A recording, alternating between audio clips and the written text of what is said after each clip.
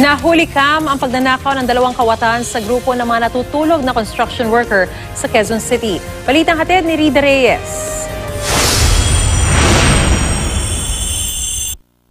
Makikita ang mga lalaking ito na umaaligid sa gusali sa Quezon City. Pasilip-silip pa sa mga bintana at nagmamanman. Yun pala, target na nilang nakawan ang mga construction workers sa loob. Nang makatsyempo, pumasok na sa loob ang dalawang lalaki. Sa isa pang kuha ng CCTV, makikitang mahimbing na natutulog ang mga trabahador. Dumating ang mga suspect at nagpalakad-lakad pa sa tabi ng mga tulog na biktima. Ang isang nakasumbrero, tila may sinuksok sa kanyang damit. Dumiretso siya sa gilid ng natutulog na biktima at kinuha ang cellphone nito, saka lumabas. Ang isa pang lalaking galing sa loob, may dala ng bag paglabas.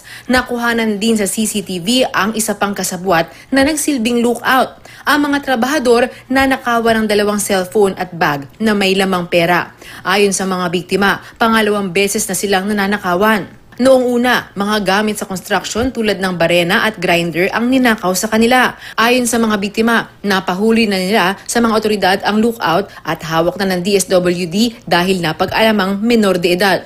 Pinaghahanap naman ang dalawa pang lalaki na mga menor de edad din daw. Sa gitna naman ng traffic, sumalakay ang isa ring magnanakaw sa Caloocan. Sa kuha ng dashcam, makikita ang lalaking pumunta sa gilid ng jeep, sumilip sa loob at mabilis na hinablot ang cellphone ng isang pasahero. Kumaripas ng takbo ang snatcher patungo sa gitna ng kalsada at tinalon ang mataas na barrier.